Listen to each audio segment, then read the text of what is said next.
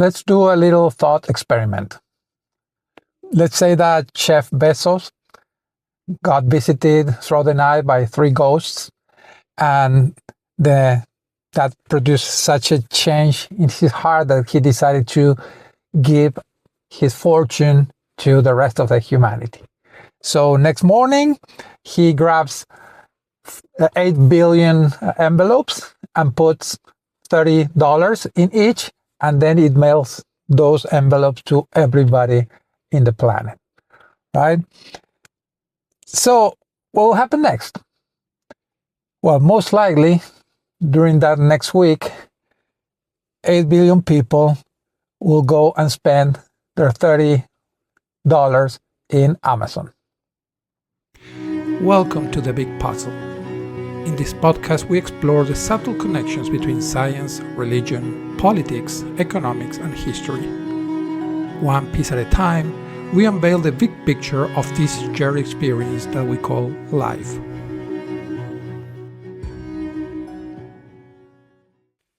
So it's very easy to criticize capitalism, but unfortunately, we haven't found anything better.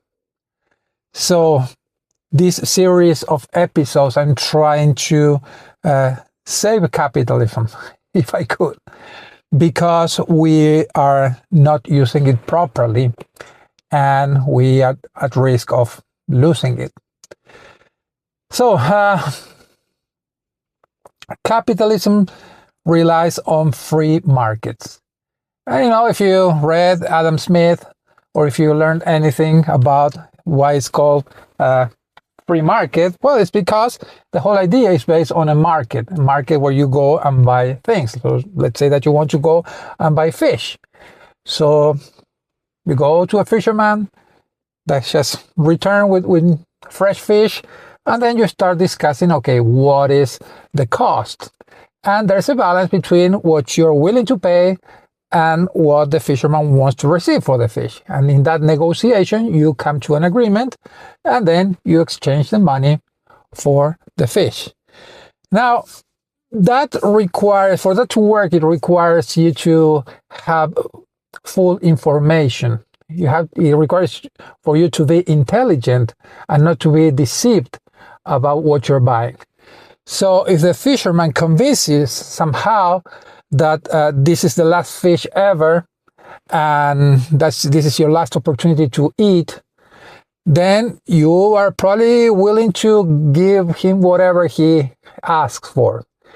So obviously, you should be doing your due diligence, go around, talking to several fishermen, asking for different prices, and then you come to a decision, right?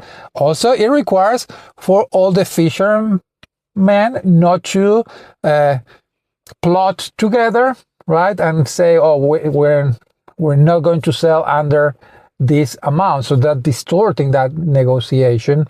So there should be free competition, right? So those are things that are needed for free markets to work, and in general for capitalism to work.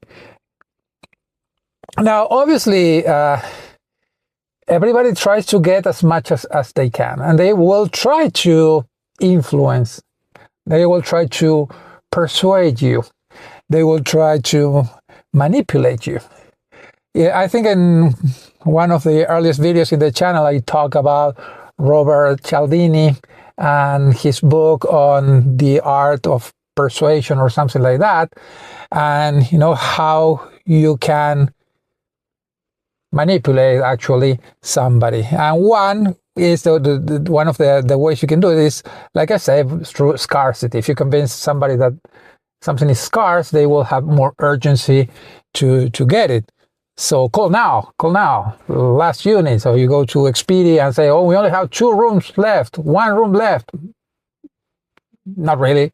They're just applying that pressure on you to make a decision fast, and probably pay more than you should. But again, you should be intelligent. You should be able to tell that they're trying to trick you, and you should build defenses over that. Now, there is a problem. We are lazy, right, by nature. And we don't want to think too much. So one thing that we do as a society is that we delegate that to the government. We say, well, the government should make sure that nobody can lie to me. Right? The government should add regulations to ensure that the quality of what they're saying is the quality. So I don't have to check the quality. It's the government who has to check the quality. I don't need to know what I'm buying. It's the government who should be taking care of that. And when you put the government as a middleman, things are not going in a good direction. So regulations are really a bad idea. It's just our convenience to delegate to somebody else the due diligence that we should be doing ourselves. Of course, you will find exceptions and say, well, I don't have a lab or whatever, right? But again, giving power to the government is not a good idea. So I'm not full-fledged libertarian. I do believe that we need the government, but this is what I will say about the government. The only governments that actually work are the ones that fear. Fear what? Fear you. Fear me, right? They are to serve us, and they are afraid of what we would do if they don't do a good job. So that means very small government that you can vote out really easy. Unfortunately, with more power that we give, the less the government fear us, and the more emboldened they are. And at the end of the day, these are people, and people with power, it's a good combination for corruption. So now you're giving all this regulatory power to a government, but then you don't have a way to enforce it. You don't have a way to check it. But you have lobbyists, so these big companies, this conglomerate of fishermen can influence those regulations to benefit themselves and not you. So that's why it's so important that we keep our governments as powerless, as fearful to us, of us, as we can, right? So this persuasion, the saying, I will quote George Bush, say when you say, well, if you fool me once, shame on me, shame on you. If you fool me twice, shame on me. I think even by messing that up, I said it better than George Bush. But that's the thing. So persuasion can only trick you so long, hopefully, because you're smart. Say, yeah, I was forced to buy this way too expensive. So next time you won't trust them, and that persuasion, that manipulation loses their effect. So it's a way to make you temporarily dumber. And what they would try to do then is to make you permanent dumber. So you never realize that they are lying to you. And again, I'm not against capitalism. I'm not against people selling stuff. I work in the private sector. And I try to sell what I produce, right? And I'm on the other side, I'm buying. We're all there. This is mostly about how can we make this thing work. So both sides have to be intelligent. If a company is not intelligent, well, they run out of business. So that's why you don't have many dumb companies. But people don't run out of business. So you have a lot of buyers that are becoming dumber and dumber, and companies taking advantage of that. Is that a long-term strategy? Not really. You're killing your customers slowly, but we're living in a time where long-term is not anybody's concern, right? They just want to get profit as fast as possible, and that's something that is also killing the benefits of capitalism, the investment in the future, the investment in the society, the investment in your customers, right? And in the companies that you're dealing with. We're losing that, and everything's about getting the profit as fast as I can, right? Even if I kill everything. In the last episode, I talk about the things that now are as a service, right? So I mentioned the software as a service. I forgot to mention, this is kind of a side note, but there was somebody who was trying to do clothes as a service. And I think that they call it Castle, because say AAS or something like that. I think that was the name. But basically, you don't own the clothes. You go and pick some clothes in a website, they would send it to you, you will wear them, and then you will send them back. And the whole idea again was, oh, you don't need to own your clothes. You could have an infinite wardrobe. It didn't work. It was a bad idea. Nobody wants to be wearing clothes that somebody else wore, like 100 people wore before. And if you wanted that, you could go to a thrift store, right? But that's how far they're trying to implement this thing of the subscriptions, right? The subscription, this idea, oh, I have access to millions of pieces of clothes. No, you really don't, and you're not going to be using that.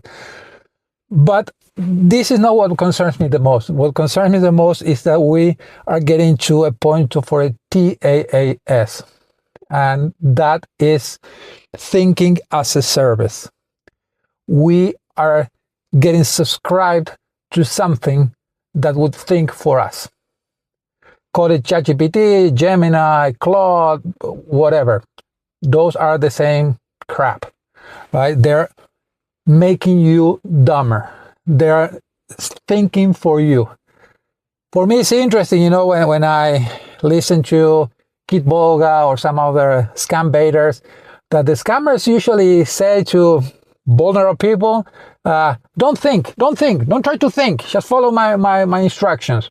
And I was like, I would feel very offended if somebody tells me that, right? But apparently it works. Now we as a society, we're getting that. We're getting, don't learn how to code. Don't learn how to write.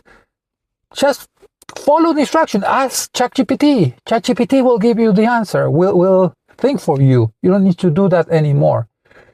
And we are falling for that. And we're paying for that. And at some point, we will become so dumb that we will not be able to do basic things. And this is not hyperbole. We're seeing this in real time. So Gen Z is being shown to be the first time since I think the Industrial Revolution is the first generation that is dumber than their predecessors. That never happened before. So they can concentrate, they can focus, they can memorize, they can read, they can comprehend, they can do basic math. Everything worse than the previous generations. That's very, very concerning, because now that compounds with the population decline.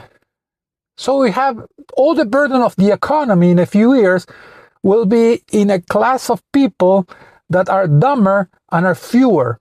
So you don't even have numbers to account for. Say, okay, they're all dumber, but since we have so many that, well, they might come up with something. No, we're really painting ourselves into a very difficult corner that I don't know how we're going to get away from. But this idea, behind all of this, is the idea of convenience. Why do these 8 billion people go back to give the money back to Jeff Bezos? Just because Amazon is very convenient. Why do people use ChatGPT? Because it's convenient. And I talk in another video about how bad is that symbiosis, right? It's not, you're not putting any effort into learning things, right? And pain is part of the learning process. You cannot learn without pain. And we're avoiding that pain for convenience. So in the next video, I'm planning to talk a little more about this, kind of connecting it to the big puzzle, to the big picture in the big puzzle, connecting with the idea of freedom. Why we're going from free market to overall freedom? Why are we giving away our freedom? A free market, a capitalist market, doesn't work if the first thing that you sell is your freedom. Because it doesn't matter what the system is, you're a slave. Right? You're a slave to subscriptions, but now you're a slave for something that will think for you. So hopefully this made you think. Hopefully you had to put some effort to see me watch this video, me sitting in a car. And if it did, I'm glad. I really would like to hear or read your comments and see if I'm missing something or misrepresenting something. And if you have any ideas, how can we get out of the problem that we're creating? Okay, that's this for this one. So see you in the next one. Bye bye.